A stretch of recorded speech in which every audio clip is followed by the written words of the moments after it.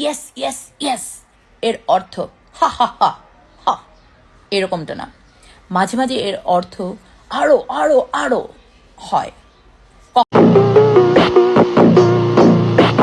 মেয়েদের দুইটা জিনিস বড় বড় হলেই এনাফ, ছেলেদের ঘায়েল করার জন্য।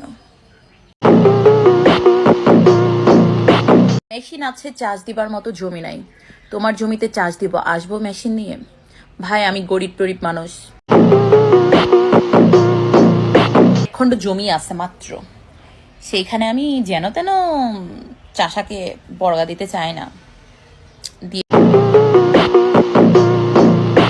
নিজের খুশি নিজের হাতে, কিন্তু সেটা বিয়ের আগে।